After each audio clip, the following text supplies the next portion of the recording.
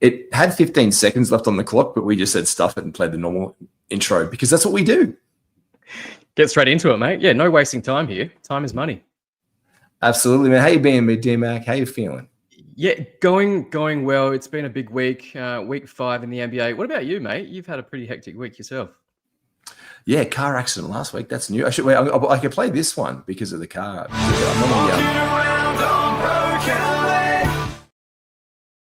I can make the injury report officially, which is nice. But top of the list. I'm top of the list on the injury report, man. But look, week 5, I like week 5 because things start to settle down. New things start to pop up a month into the season. I guess the biggest news today is LaMelo Ball was frustrated with the performance of the Charlotte Hornets, which is, I think owners of LaMelo Ball have been frustrated over the years. So it's nice that he feels a little bit of that tension back. What do you get around 5 weeks into the NBA season? Yeah, injuries galore, and I think we've all been hit. You've been pretty lucky if you haven't been hit in some way or another. We've got a few superstars on the sidelines as well, so hoping that they get back shortly. Giannis, obviously Wemby, and just a few others as well. But a few guys coming back, which is exciting and opening up opportunities, and just a couple of teams that are just completely sucking. And I think we all know that the Kings just are horrible at the moment. But yeah, we'll talk about those guys very shortly. There's a lot of Kings to talk about. First question of the night or the morning, if you're up early, no matter where you are, you could be over in Europe right now. CY, that good day, fellas. Good day to you, sir. Who should I pick, TJ McConnell or stash Ty Jerome? 9-cat 16 teamer. For me, they're both viable. I love Ty Jerome in the preseason. I think everything happening in Memphis there's a bit of smoke in the water there. I'm going to go in with Ty Jerome there as my answer. Do love TJ McConnell, but I do see when Quentin Jackson comes back, there's some minutes. He's returning soon. I do think he plays in Indiana still upon his return. D-Mac, do you still see him getting some minutes, even in a minuscule role? Yeah, and even in a mid-teens, almost 20 minutes per game role, I think he's got some value there. In his last game, he was very efficient. But I also like Ty Jerome. I think he's got a lot to do. We don't really know what's going to happen with Ja Morant. The Memphis Grizzlies have had a nice win yesterday. However, I think, there could be some great opportunity for Ty Jerome, even Scottie Pippen Jr. as well later on in the season. Yeah, absolutely. Now, we've got guys like that. So if you do have any questions in the chat, make sure you drop them in here. We will do a breakdown of the buy and sell show. And one of the things we get asked a lot, we get asked this all the time, like what's a buy low and what's a sell high? So for me, you've got guys like, and there's also when do you know, it's like, that old Kenny, like, what is it? Kenny Rogers, like, know when to hold him, know when to fold him, the gambler. Yeah, the gambler. When do you hold him? When do you walk away? When to run? There's guys who are just popping off this season. Like if Jalen Johnson was doing this last, I know I saw a trade recently where Jalen Johnson was traded for someone else, and I was like, that's not right. He's like legit. Like he really has taken a step up this season. But guys like Jalen Johnson, you could say sell high when you want them in there in the first round right now. But you're only getting like a little room of that, like a little bump of value there. Like if he's playing at the first round level, and we all had him, most analysts had Jalen Johnson. We had him in the second round, didn't we? End of second round at the latest, early third round. He was going off our boards pretty much consistently, right? Yeah, mid-second for sure. And there was even some conversations earlier in the preseason about end of first round. I think that was probably a little bit rich for some, but it's looking quite viable at the moment. But he's doing a lot of stuff without obviously Trae Young there. Porzingis has missed a few games. He came back last night, but yeah, Jalen Johnson looks awesome right now. He does. Quick one there from Tipsy Gypsy. It's Tipsy GP. I don't want my GPs tipsy. That doesn't sound like a very safe medical thing, D-Mac. Good day. What do you do with John Collins, 14 team? You just hold him. Like there's in 14 teams, John Collins can be better. I do see him as part of. We are talking about those point guards. So if we do see another guard situation where we see, I think the Clippers made a big mistake in getting rid of Norm Powell last season. They brought John Collins in as a safety net for the Kawhis. So this would have been your time to have really seen him make the most of it. Like I think he was there as a Kawhi safety net in many ways. They wanted bigger forwards to compete in the Western Conference with guys like the Aaron Gordons, who absolutely showed out in the finals in the Western Conference, like semifinal. I think it was the semifinals. They played the Clippers. Or was it first round? I think one in the first, whatever it was. I think that was series really showed some holes in the Clippers team. And I think they wanted to patch those holes with guys like John Collins. And he played really well in, Utah the last couple of years when he wasn't being rested. You hold him now, don't you, D-Mac? You've got him in a couple of leagues, don't you? I may have actually dropped him in a 12-teamer, but we were asked about a 14-teamer. So I'm comfortable holding him. He was a little bit better today. He's always going to be efficient. I know at the end of the game, he did sit out the last few minutes as well. So there is a little bit of upside there. He is outside of the top 200 for the season, but I think there's room to grow. I would also hold John Collins in a 14 team. In a 12, it's a borderline one for me. Like I said, I did drop in a 12. See, that's the thing. In a 12, you do. In a 14, when it's that deep sector, 28 plays, you're absolutely giving it all the burn you can. And I'm watching this live. Hello, here we go. This is another one from Seaweather. You take this one. You field this one, mate. Yeah, who to drop when Banchero returns? Portis, PJ Washington, or Hunter? For me, I am going to go Portis. Yes, he's got a little bit of boost in value right now with Giannis out, but I would expect Giannis to be back in a week and a half, maybe 2 weeks. So, yeah, Portis for me. PJ Washington and Hunter, I still think they can have some value longer term compared to Portis. Am I the only one who thinks that DeAndre Hunter's good and people should have him on a roster? I feel like sometimes that he is good, right? He is good. He's a scorer. He doesn't. We say he doesn't do much else. He can do a lot more, but I guess he's better than Portis. He's better than Portis. And Portis is. I have this thing now where I'm dropping players because Portis, let's be honest, was not very good to start this season. I dropped him even in a 20-teamer, and the next game he got like 8-1, 8-2, something horrid like that. And then the next game, he just Giannis decides to go out for be out for a couple of weeks. See you later. Bobby Portis then pops off the next game. DeAndre Hunter is the 129th best player currently. In a 12-team league, 12 teams, 12 players, 145. That's a rosterable player. Now, it might be a streaming spot down the back end of that, D-Mac, but I am absolutely on to hold him every single. And you don't get that many points and threes at that level of efficiency often. But also, not John Collins, DeAndre Hunter, I'll take 5 rebounds a game. I'll take the 3 assists, and I'll take the really high free throw percentage, especially when he's getting to the free throw line about 4 to 5 times a game. That can really help you over the course of the week. And boy, that free throw percentage, especially if you are campering that in there. Thoughts on Anthony Simons rest of season? Can he get any better? Yes, he can. He can be better. Can't get that much worse. I think that's the answer. It's like, we can't get worse. Just like Peyton Pritchard can't get much worse. Anthony Simons as well, currently the 218th best player. Look, I think he can be better. I know people saying to drop him. You're kind of holding on very just loosely at the end of your Anthony. It's like that scene in the movies where you're reaching out the fingers and those little fingers are just like, that's what you should be doing with Anthony Simons on your roster right now. But you're probably going to be forced to cut him, aren't you? Yeah, he's about 200th in 9-cat, probably a little bit better in points leagues as well. So it's a hard hold, but yeah, we've seen him in the past at Portland. He can be a lot better. Obviously, deficiencies in his game, but yeah, about 200. Yeah, it's onwards and upwards. In a 12-teamer, it's a hard hold. Anything deeper, yeah, you hold him. You said hard and deeper in one sentence, and I got a little bit miffed just there. You did. And shout out to this one. This is our boy Nate Hand over in Singapore, Mr. Worldwide. Hello, Nate. He's done shows, but Nate is in the league that we're going to be talking about tonight for our buy low and sell high. Let's get down to it. Let's do our sell highs to start. Let's do the sell high. I hope I hit the right one. But we're also going to, before we do it though, we're going to talk one thing before we get the nuts and bolts. We're going to talk sample size. The sample size we're talking about when we say this is the time to sell high, this is the time to buy low. How many games sample size do you generally operate off, D-Mac? Yeah, early in the season, a lot of people have knee-jerk reactions. So in the shows that I've done, I've looked at the past week. So it could be 3 or 4 games. Deeper into the season, I said deeper again, you probably look at about 2 weeks worth of games. Harder. So yeah, deeper, harden. So right now, people are making knee-jerk reactions off of 1 week's worth of games. So keep that in mind and take advantage and exploit that situation. Yeah, 100%. Now, the first thing I'm going to say this one is sell high, Kyle Kuzma.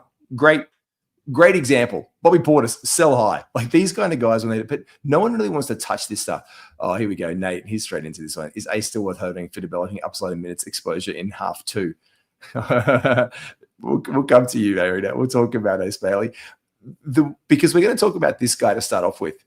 And he's actually enough in your team, Nate. There you go. So this is actually Nate Hand, who's in chat right now. I hope he puts a laugh in right now. Because this was a guy who was a very big buy low option in fantasy basketball there when we talk about the sample size. Now, you hit the nail on the head here. We had a couple of games here where he started off the season absolutely incredible. Big double-double machine, pretty solid efficiency, great free throws.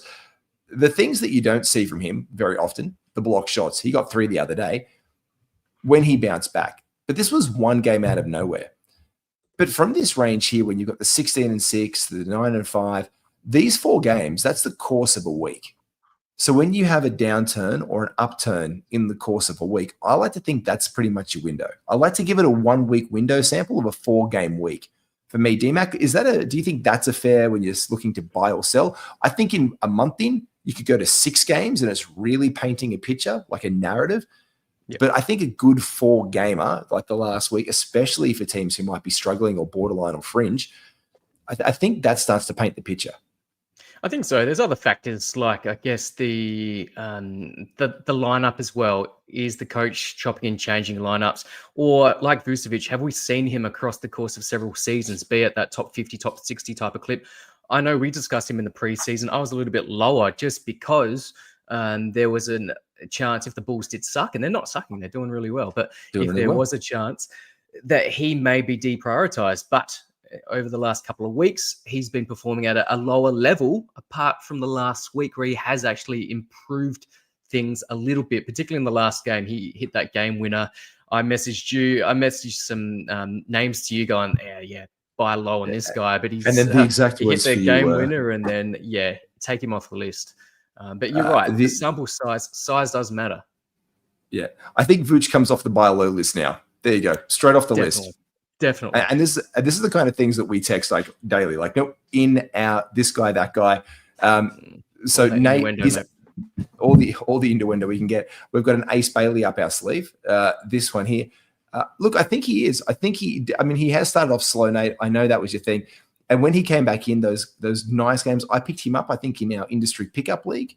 Did I not, DMAC? I think I picked up Ace Bailey for a pretty cheap clip in industry pickup. I'm holding him loosely, but if I can get someone or put him in a trade for that upside, I think the allure of his upside is actually there. If he pops off for like 3 games in a row for Utah, but it's really hard right now because Keontae George, I don't even know if you could sell high on Keontae George right now. I think that's just the magic carpet ride you ride for the whole season at this rate.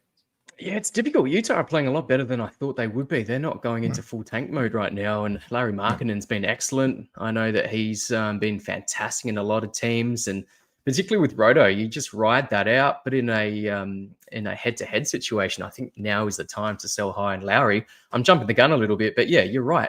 Some of the teams that we thought were going to struggle are not struggling as much. They're not. This one here, who should I target for? Keyshawn George? Are you talking Keyshawn George or Keontae George? Because I like both of the Georges. Keontae George, as we just said, is absolutely flying right now, Dylan. For me, I have Keyshawn George in this league that we're talking about tonight.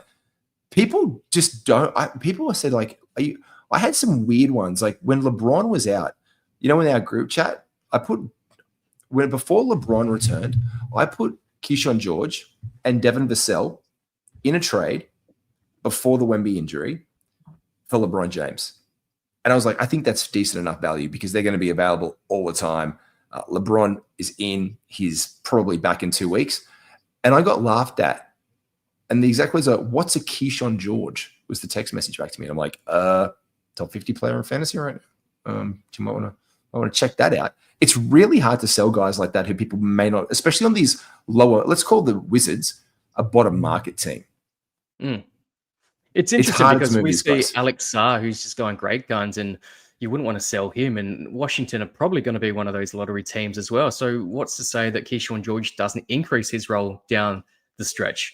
Chris Middleton probably doesn't play down the stretch, and Keyshawn George is just going to play 30, 32 plus minutes per game and just dominate. So I like Keyshawn. He's been blistering the last week as well, by the way. Just low key, this week, he has been absolutely insane. I actually should bring up his ranking for the last week, because the last week in particular, he has been absolutely tremendous. A couple more questions before we do the list. What do you do with a drunken sailor early in the morning? And what do I think about Austin Reeves rest of season? He's fantastic. Don't do anything stupid with Austin Reeves. In fact, if anything, if someone in your market, in your league, is shopping Austin Reeves because they're worried about LeBron James, get him. Get Austin Reeves in your team, especially if someone's worried or they're like, oh, Reeves started great. He's going to only score maybe 18 points a game. No. He showed incredible malleability with both Luka and LeBron last year to end off that season. You get him if you could, I think. Yeah, after the trade, when Luka did join, Austin Reeves actually took it up to the next level. And we saw that without LeBron, without Luka, that he was just an elite top 10 sort of guy. We still think he's going to be a top 25, top 30 type of guy rest of the season. So don't do anything rash. If you can somehow convince someone to give you a top 15 guy, then probably that's where you do it. But otherwise, just hold it and enjoy the ride. I love when you say hold it. It's so sexy. And enjoy the ride, yeah. Enjoy the ride. Hey, should I trade Alex Sarr for LaMelo Ball? Oh, this is a doozy. Yeah. Burak? Yeah. Burak. That's an interesting one. I don't know. What do you need? I'm torn about. I'm having mixed feelings about drinks. What do I do here? Depends on what you need. Yeah, that is intriguing. Yeah, if this is a category league, it is dependent on what you need. Also, if you've got a whole heap of IRs or IR pluses or whatever the format is, then LaMelo could be a little bit more valuable because of the constant in and out, so to speak. It does depend on what your league is at the moment. Maybe give us some more details and then we can make a little bit of a better educated decision on that one. But I think right here, that's just a really interesting trade. And like that's one that we get sent right there and we actually have to think about it instead of a gut reaction.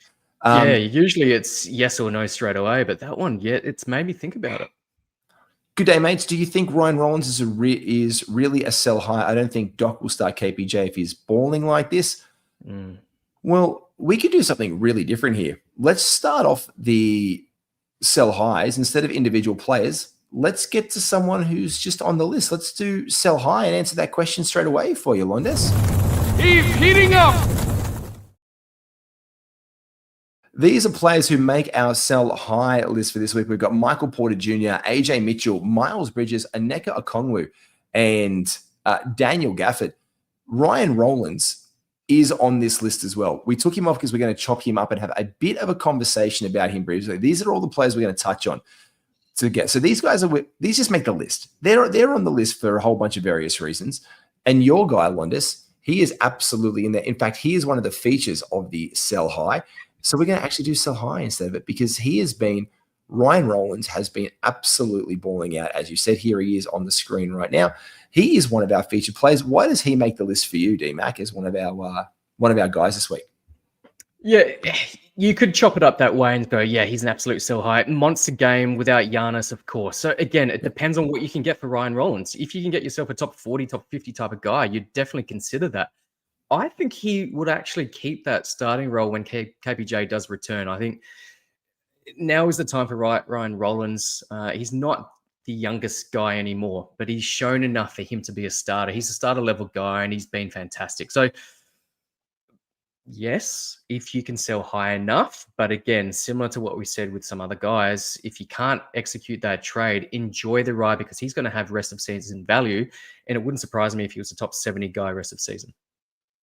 Yeah, absolutely. I think he's going to be solid. I do think his minutes do take a ding. And remember, we did see Ryan Rollins come back to earth just recently. Again, it's that recency bias. We have these games where they just pop off incredibly. And the last couple without Giannis, you can see these had to carry a bit of a load. These 25ers, this kind of zone in here where you got the 20 pop off and the 19 pop off back, this was more about where he operates after these really blistering games where everyone was like jumping on the waiver wire, for the 25 and the 32s. But then he started popping back on waiver wires around here. And then people streamed him in, oh, he's going to be down. And then he goes back up. This is part of it. Now, he's only 52% rostered currently in Yahoo leagues. As you can see, it should be a lot more of that. Maybe it's their points format with the high score system, but this is definitely someone in 9 category leagues that we're looking for. This 32 and 14 day, though, absolutely massive, and in 40 minutes as well. So let's just put the caveat on there. As you can see down here on the time logs, he has not logged or was not required in a loss, mind you. It was in a losing game. He played 40 minutes, D-Mac. That's not going to happen every night of the week. No, it won't. Bucks are 8-8 at the moment as well, so it's a really critical time for them in their season, and that may dictate the rest of the season and how they want to play Ryan Rollins. If they're struggling, maybe he gets more of an opportunity. If they continue to win and KPJ does come back, is there temptation to play a little bit more KPJ? I think that Ryan Rollins will still be fine. The usage may come down when everyone does come back. But Cole Anthony, I don't think is the answer. So I think Ryan Rollins is definitely a priority, obviously, ahead of Cole Anthony. Let's just wait and see when KPJ does return. I think he still is a sell high just because there's a lot of hype right now, particularly after the last game without Giannis.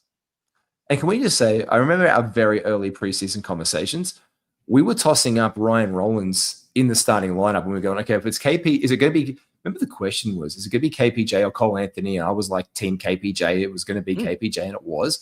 And then we're like, we put Ryan Rollins on our radar as getting in some guard minutes. Yep. We didn't expect it to be this. And I don't think any analyst out there expected it to be this. This is brilliant, but you could package him with another player. You could probably do that and get a huge return, though. I think he's a guy who would pair very nicely with another top 40 player. And if you put those two in, you could probably pull yourself a top 20 player rest of season. And you'd probably be tempted to do that one, D-Mac. Yeah, 2-for-1s are quite difficult to execute in informed, well-educated leagues. However, if you're in a league that doesn't really get across that and doesn't understand that type of value, particularly in a standard league or a shallower one, definitely throw out the 2-for-1. Yeah, 2-for-1s are hard to land, but they're really good. We're talking about guys returning from injury and coming back. It's been said that he could start next Monday for the Miami Heat. It's Tyler Hero. Norm Powell owned in 94% of Yahoo leagues. Caleb Fonte owns him in our Friends and Family League. This guy has been blistering to start the fantasy season, D-Mac. But because Tyler Hero is lurking around the corner, he takes a hit. You'd think it's time to move off him very soon. Yeah, I think so. He's a top 25 guy in categories this season, but definitely Tyler Hero is going to be the number one usage guy on that Miami Heat team. So now is the time to move off of Norman Powell. But again, don't undersell him.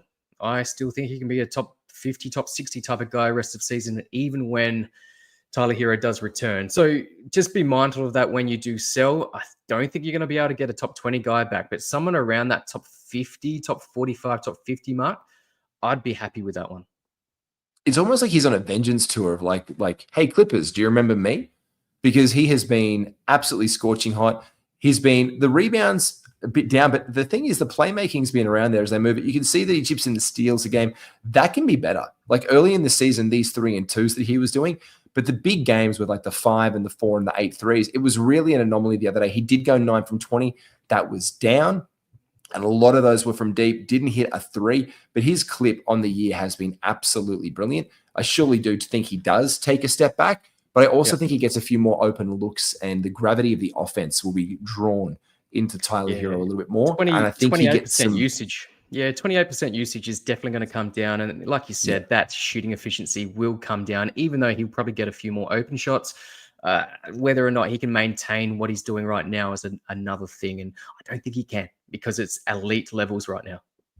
It really is. Another guy just to put on that radar in a similar situation there with the Miami Heat. Big shout out to our good friend Kelly Ware, because he's been playing really, really well in the absence of one Bam Adebayo. Now Bam Adebayo is on that minutes restriction. He came back, but Ware is he's been brilliant. He has been brilliant. However, he did return to the bench, much maligned in the preseason, as you just choke. That's how we felt when Bam Adebayo did come back and Kelly Ware was on our team. So, yeah, it could be a little bit too late to sell high, but if you can convince someone to say, hey, I think that he's going to start alongside of Bam Adebayo moving forward, he's still going to be that top 70, 80 type of guy. He was at a top 50 clip while Bam was away. I don't think I'm almost certain that he won't continue that because Bam will take a lot of that usage away from him, the rebounds, the blocks, etc., etc. it could be a little bit too late, but if people are just looking across the last couple of weeks, as we like to do, maybe they're seeing Kelly Ware going, man, he's a young guy. It's onwards and upwards, but we know better. There's just too much usage being taken away from him. The rebounds, like I said, Bam Adebayo is back. He's a major piece. Top 10 performance in his first game back as well. So great game from Bam, even with the minutes restriction. We got to remember that Bam was under a restriction. He just comes in and says, oh, yeah, I'm good. I can play. We can do this one. Hey, Nick Claxton, talking about big men. You own this guy. So this is another one. This is great when it pops up in it. And I look at this and I'm like, oh, this is D-Mac's team. You're like telegraphing it, but you should sell high on Nick Claxton. Yeah, thanks for the advice. I might try to sell it to you. Hopefully you don't see it later on. No, because we did the Pirtle and Kamara trade, and Kamara is still on the buy low, on the buy low. And Pirtle's gone off. We did that. We did that trade live in this show. We did. I'm pretty happy with that one so far. But I did need a big man, and to be honest, I think it's going to. And I needed a small forward, power forward. I think it's going to end up fine. It's going to end up fine for both of us. Yeah. So trades can be win-win. It doesn't always have to be a loser. But in this situation, Nick Claxton, I just think that Claxton, Michael Porter Jr., it's the Nets. We know that they're going to be tanking later on. And Nick Claxton is actually performing per game. He's performing at a really nice level right now. Bit of a quieter one. Poor shooting in the last game. We actually saw Day'Ron Sharp put up some nice numbers as well. And I probably expect to see a lot more of Day'Ron Sharp towards the end of the season, as we've seen with Nick Claxton in the last couple of seasons as well.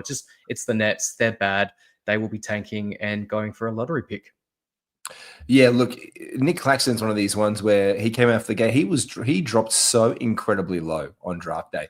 We were looking at him. You were picking him up. Weren't you making like 12th, 13th rounds? He was sitting there. You were like, yeah, I'm kind of okay with just picking him up. And you did that. Did you do that in this draft as well? I can actually. I've picked him out. I think I have him in 5 of my 11 leagues, which, I got him 12th round, first pick. Past the 100 mark. What did I get him? 111. 120. That would have been 100. Yeah. It was a 10-teamer. Yeah. So I'm really happy with that. And a lot of my other leagues, I've got him past the 100 mark. So really happy. But like you said, he's a sell high. Absolutely. Especially when you put these games together now, there's been this thing that he does well is blocking shots and usually getting rebounds. So when he's coming off the gate and doing these 18 and 11s, these 19 and 7s, these almost double-double games, they look very, very sexy on paper. But it is the Brooklyn Nets, as you say. This guy has been – there was – people were either on the Okongwu train or they were off the Okongwu train with Kristaps Porzingis, who you mentioned, in town. I know that we were on him. I know that Steve St. Pierre was on him. And the history of our league shows you that he drafted him 82nd overall, the 9th round in a 10-teamer. He has been – look, the Hawks are playing well. The Atlanta Hawks are doing well, and Okongwu has slotted right on in. A bit of a down game today, 25 minutes. And you can see that 25 minutes was with the return of Kristaps Porzingis, 34, 37, 35. But even in 21 minutes before then, in the absence, 21-point game for him. Incredible efficiency. He has been scorching hot. Do you actually hold with Porzingis, though? Or could you ship this guy off for a big return? Yeah, it's interesting how you look at it because Porzingis, yes, obviously impacts Onyeka Okongwu and the minutes and the big man stats. But do we think that Porzingis is going to remain healthy the entire season? I hope so. Because I know you're really high on him on a per-game basis. Yeah. But I still think it's a great opportunity for Onyeka Okongwu. Put up some fantastic numbers. But if you can sell high, and what's he putting up? Top 50 type numbers right now. Top 50 numbers. If you can get somehow and convince someone that KP is going to be injured for most of the season, go and do it. I love his efficiency, and I've been on the Okongwu train for probably the last 3 seasons when he was playing behind Capella all those several seasons ago, and we thought it's just time. It is time, and it never really eventuated until the last couple of seasons. But I would still sell high on the 00. In NICAT, he has been ranked the 23rd best player in the past week, playing all 3 games for the Atlanta Hawk, and that is with the game as well with KP returning. So he is definitely a sell high. When he's in the top 40 zone in that stratosphere, and you're also thinking about it, Nickeil Alexander-Walker, he's been 14th. Jalen Johnson has been 13th. And Kristaps Porzingis, 42nd in his 1-game return, like straight away. The one improvement, the one swing here, has been Dyson Daniels. He's come back into the 55th best player after being out of the top 150 in the past week. He is playing a lot better. The points staying together a lot more. The field goal efficiency has come up. The free throw percentage is what it is. He doesn't get to the line much anyway, so he's probably get there maybe once a game on an and one. But the Atlanta Hawks looking really good in the absence of Trae Young, which is curious and curiouser, sir. Another one of your guys. Let's go through the list. You know that I love the nipple. You know it. I could have dropped someone, but I didn't because we have really stacked rosters in this league. I know Nate is probably still watching at the bar in Singapore. I love him. I would trade for him for you. And I'd probably pay high just because I'm an old school Charlotte Hornets fan. Just because it's you know that I'm even holding on to Kalkbrenner. I'm like, I've got Kalk. I love my young rookies. For me, it's been the best time since we had Larry Johnson and Alonzo Mourning. Near triple-double games, insane. This guy has been hot, but there is a returning Brandon Miller. But the potential departure of LaMelo Ball, that could impact him quite easily as well. So it's a bit of a perfect storm for sell high for Concanipple. Yeah, I try not to pay too much attention to potential trade rumors. I think LaMelo even retweeted the reporter's tweet with the clown emoji as well. So I don't know. I can't really read that situation, but it wouldn't surprise me if there was a suitor for LaMelo Ball because we know how good he can be when he is injury-free. But Con is good. He's looked fantastic. And I think even when Miller does return, there's going to be a nice role for Con. And I think he's leading. He's probably leading in the eyes of many in Rookie of the Year stakes at the moment. I'm checking that out right now because someone told me the other day that he wasn't leading the way.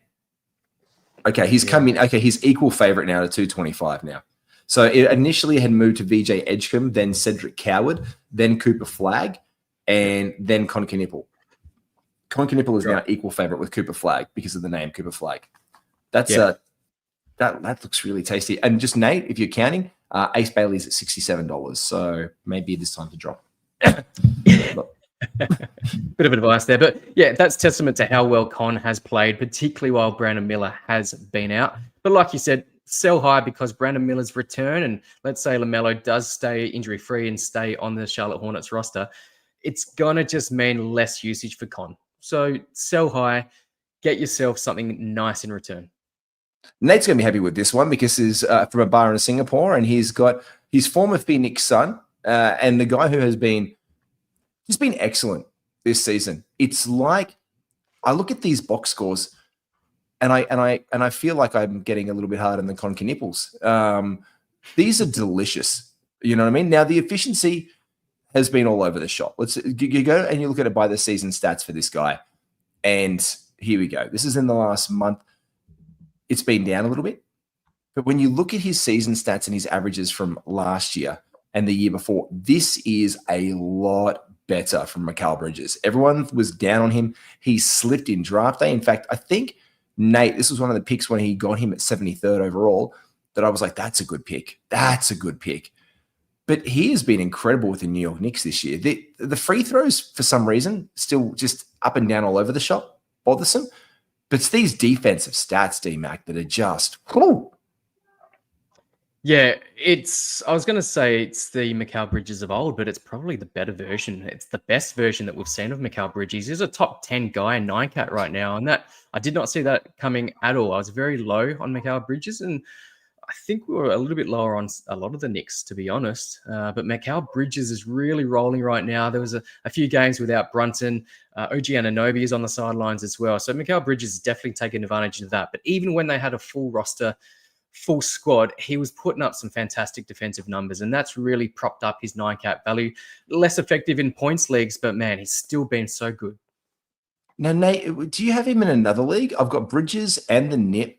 Some sweet. You don't have D-Mac's got him. I've got the Nip in ours. He might have Did he drop him? He did. No, oh, wait. No, he was added because I went to add him that day, and that was one of my messages saying you bastard because I was over there was someone in IR or IL I couldn't move off. I was like, you son of a bitch, because you dropped him and then picked him back up a week later. Yeah. I was very surprised that it was still there, but love the Nip. Love the Nip. Now, let's move on before we get down to it. This is a guy who's going to be on our radar. Let's do our buy low with a Phoenix son who's current, I guess you could say.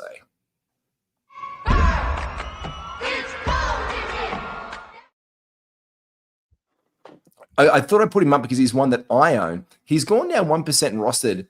He's been up and down to start the season. When he came out, 2 massive games, like after just playing lowly minutes. These 25s and 11s, these double games from Mark Williams are what we're talking about. His efficiency has been there. The minutes have been up and down. He hasn't really gone over 30 more than once, twice in the season.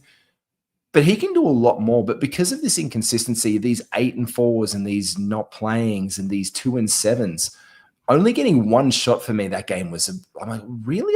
I had to double check the box score. But the defensive stats are there, the steals are there, the blocks are there. This is a guy you should absolutely like move on to get. Like, people have sent me offers for him, and I'm just shutting them down because I know how good Mark Williams is. But it is a bit of a buy low for some who might be panicky. I think so. I was quite low on him coming into the season because of the health concerns. But you look at those minutes, and there's room for him to increase that. Perhaps the Suns are trying to look after him, but the Suns are 7th in the West at the moment. They're doing a lot better than I thought they would be. They're doing really well. So I think Nate. Wait, let's not say that because Nate's drinking. Nate, no, don't say that because I know that Nate right now is drinking in a bar in Singapore, and you've just said, he's like, my bad, in 2 other leagues. Yeah, because you draft rookies, Nate. And I know right now he's sitting back drinking about the Phoenix Suns, aren't you, Nate? Put it in the chat. I know you're watching this from a bar in Singapore, and we're saying nice things about the Phoenix Suns, and he's going to be deliciously. He's like, I'll have another Singapore sling, thank you. But they've got to make a run to push up in the West, I think. Yeah, Nate, enjoy raffles. So I love Singapore. But yeah, definitely. Mark Williams is going to be key to that. Obviously, Devin Booker is key to that as well. But yeah, Mark Williams, room to improve. So buy low, and he's still at a top 60 per game clip at the moment. Yeah. So it may be difficult to buy low, but if you can, again, use your negotiation skills and say, hey, I think Mark Williams is probably going to get injured in the next few games. You want to just give him to me for not much? Yeah, go for it. Buy low on Mark Williams. Even better if you're in a Roto league, and probably only 5% of you guys out there in Roto leagues. But more safe in a Roto situation. This is a good point for someone who's in the Phoenix Suns. No, the run to Christmas is hard as fuck, and they're handling Williams with kitty gloves. They are, because then he will be unleashed. So I think this is a really good time to get him buy low. And if you do have him, don't just go selling it. Are your girls causing chaos in the background? They're D-back. You're like, what are you up to? I see that. One of my daughters or one of my animals. I think it's one of my animals. What are you? Good. It's either one of the daughters or one of the animals. They do have a bit of a tough schedule coming up, so they are handling him. And I do see as the season progresses that he will make big strides. We touched on KP earlier. Sat out the last 3 games. His efficiency has been down this season. That has been the biggest ding on this guy. It's been the efficiency. The blocks are there. That's been good to see. They've come back. He's had the 3-game absence.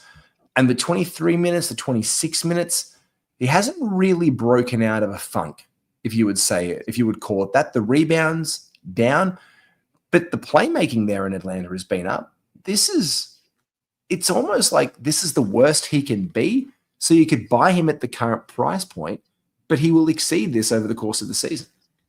Yeah, definitely. And we love him per game. It's just about the health. He's only played 10 games, which is not too bad for KP. Like you said, he missed the last 3 games, looked much better in the previous one. But it may depend on your situation. If you got a whole heap of injury-prone type of guys or already injured guys, maybe KP's not for you. But if you have a clean bill of health throughout your roster, the upside is tremendous. He's got top 20, top 25 type of per game upside.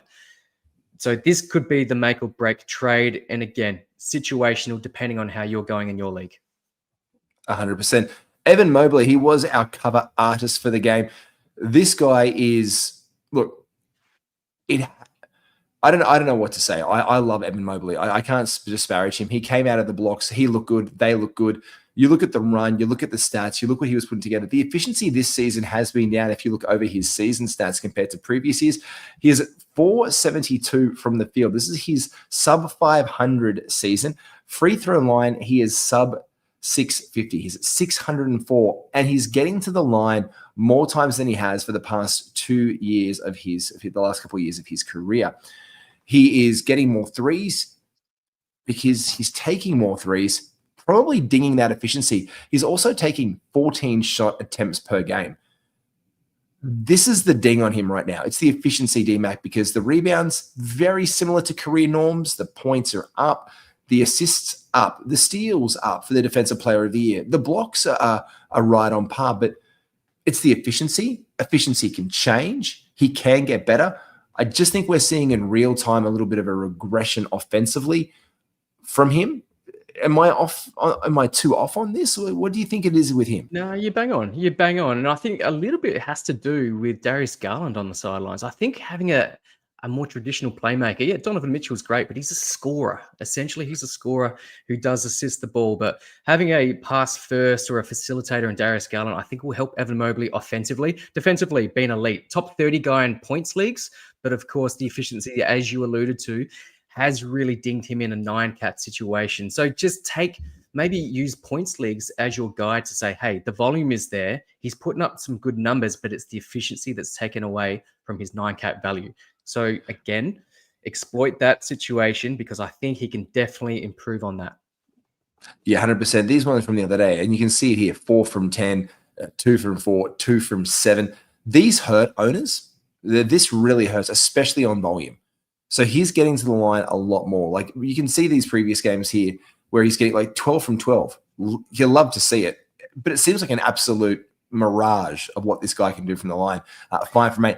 These are worse than Jalen Duren numbers, just FYI. Yeah, and there's one league, and you know that I don't like to punt, but there is one league where I drafted Giannis, and I'm targeting Evan Mobley very, very heavily because I know the GM that's got Evan Mobley rostered is quite frustrated because their build is quite predicated on good percentages.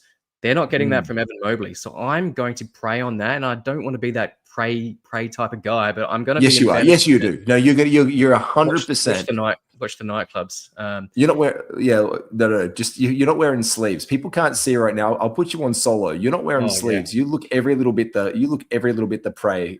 Like you look every bit crafted to hunt. You were absolutely going to do that one. What's this one? I'm a nice man. You're a lovely person, D-Mac. You're lovely, but you are an absolute fantasy fiend. Curious on your thoughts to sell position for Jalen Green. Don't stash him in IR and IL. Don't. He looked decent when he came out the blocks. That injury it really upsets the apple cart there in the Phoenix Suns as far as I'm concerned. You've got to be frustrated because you come back, you see some promise, and then he goes down. So my position is you put Jalen Green in your IR or your IL. You have to just maybe lose a couple of weeks here or there or cut it close. If you're counting cats, like if it's not about the win being worth 1, I think you also need to know if that's your thing, D-Mac.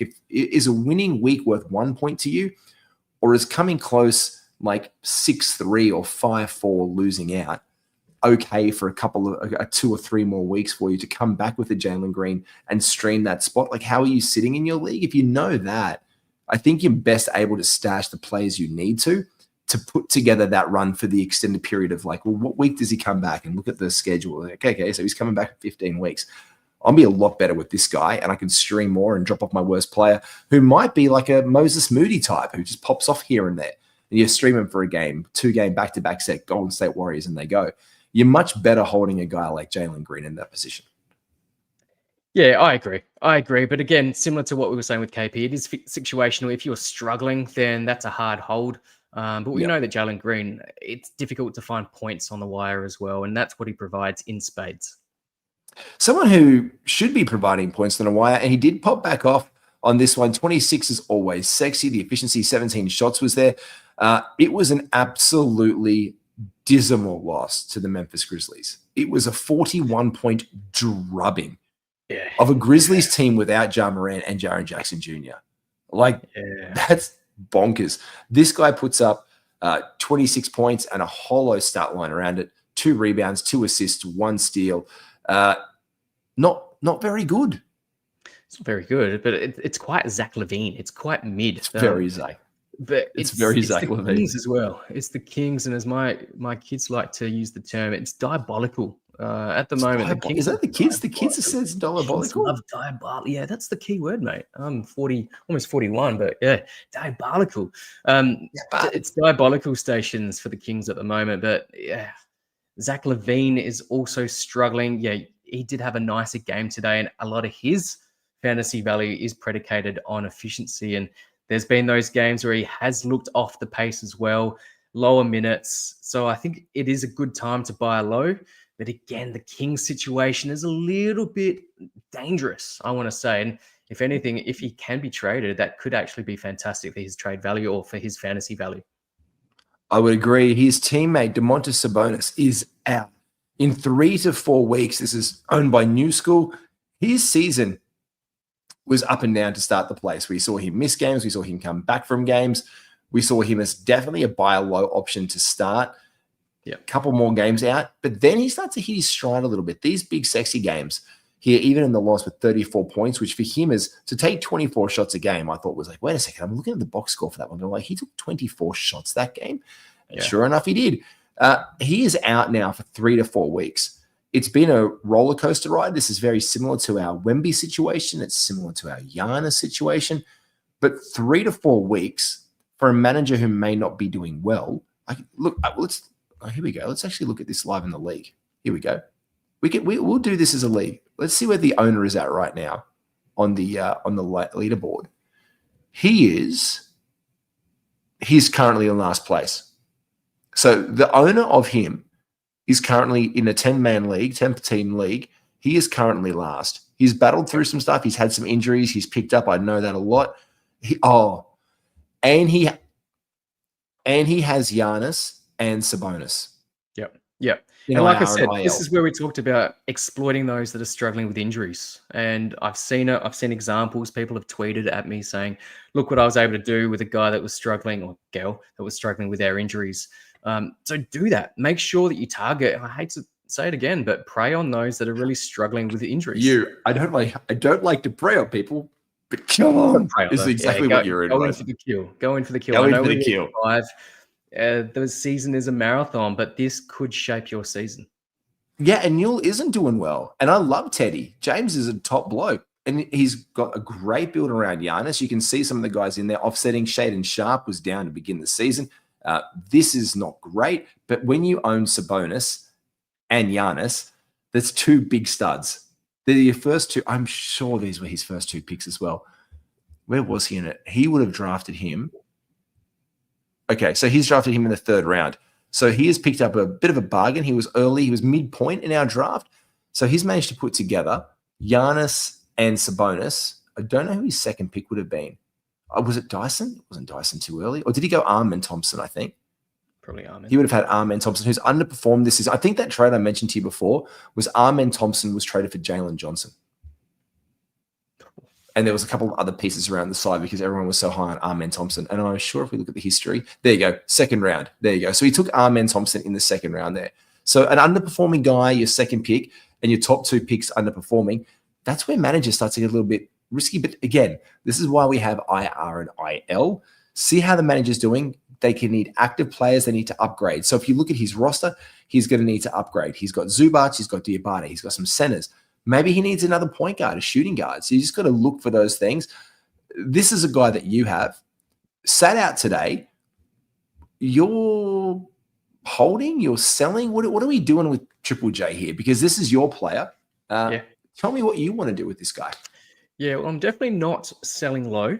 If I can get value, and there's some name value with Triple J here. So if you can get something in return, because again, similar to the Kings, I'm a little bit worried about the Memphis situation. Ja Morant's obviously out, which should bode well for JJJ and his usage. We haven't seen it just yet. I know there's just been a couple of games, and now he sat out yesterday. I don't think it's going to be a long-term absence. Having said that, if you do not have JJJ on your team, I think now is the time to throw probably your last couple of worst players in your roster or on your roster for Triple J. Because I know, because I'm one of those guys that's very frustrated with his performance at the moment. I can't remember where I picked him up. It may have been in the 50s or 60s. I can't remember. But we expect a lot more out of Triple J. A few seasons ago, he was a 2nd rounder. 31st. Oh, even higher. 31st, 4th round. Yeah, it's even higher. Yeah. That's very, very high. And that's, disappointing to say the least. I know in But then one again, league, people were going in the second or third round for him. So at the 30th pick overall, that would be equivalent of a third round in a 12-teamer, like mid to end of third round. So it's pretty much where his draft position settled for a lot of players at the end of the day. yeah, and he's definitely not performing at that level at the moment. He's outside the top 100 quite comfortably.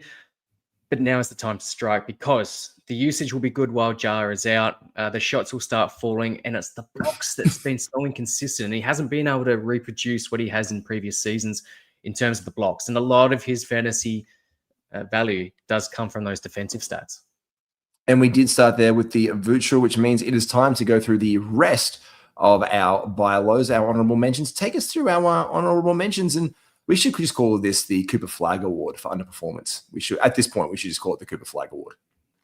Yeah, Cooper Flagg, Tamani Kamara, who you have, we traded. Live on this show. Yeah, live on the show. Asar Thompson as well is underperforming to our expectations. Ja Morant of the Memphis Grizzlies, and Keegan Murray, who has just returned. First game back yesterday. Quiet game, but that's Kings for you. He's a must-add at the moment, but if you can trade for him, again, throw your worst player out, I would do so. I think that's the thing for me. That's why I added Keegan Murray. An underperforming first game, anyone who held him might not see that return. They're like, oh, he's not going to be great. And you could probably sell him on the narrative of this whole situation with the Sacramento Kings as well. I don't know how long Doug Christie is there for. He's definitely a Doug Christie guy. Doug Christie has been absolutely singing and effusing his praises, like left, right, and center. I can't wait to get him back in the team. And I think we do see a trade off here because they've just thrown a bunch of cash at him in the offseason as one of their future pieces that they really do want to hold on. That is a guy that we can absolutely hold with a lot of confidence rest of season. So we've got Flagg, Kamara, Thompson, Ja Morant, and Keegan Murray as our little bit of extras. D-Mac, where can everyone find you, sir? Yep, find me over on YouTube at NBA Fantasy Bible, and of course on Twitter, where I do some of my decent work. You do some decent work on Twitter. You do some decent. When I'm not preying on fantasy managers. When you're not ripping off the sleeves a bit like trade, like get some value, and just eating all the protein that is the diabolical trade master that you are. Diabolical. It's diabolical. It's just to say, like the kids say it. I am Matthew. People also know me as Matty or G, just by an initial these days. I get called G a lot in chats. I'm like, excuse me, G. I'm like, no, my name is Matthew. You can call me Matt, sir, even I'll take if you're one of my students. But you can find me at NBA Wiz. You can find us here on Fantasy in 5. Now, if you haven't done it yet, just go and type in, I think in YouTube, I did it the other day. Someone was like, I tried to send them the channel. And it was just Fantasy in 5, one word. You don't even have to use spaces to find us. It's Fantasy in 5, just like that. And if you search it, you'll come up and you'll find the channel. And you can do that right now and make live, because this episode is right there, live. It's up on the top of your feed on your mobile phone. Just do it now. If you want to watching on my Twitter, if you're watching on the NBA Fantasy Bible Twitter, or if you are watching us live on our stream on YouTube, make sure you like and subscribe right now, Fantasy in 5. You can also find us on the Believe Network and Old Man Squad. I took a week off to heal after the accident, but I am back and doing a lot more, which is good. And my master's, D-Mac, my master's is due next week, and I'm done. The paper, I've done the draft. I passed my first.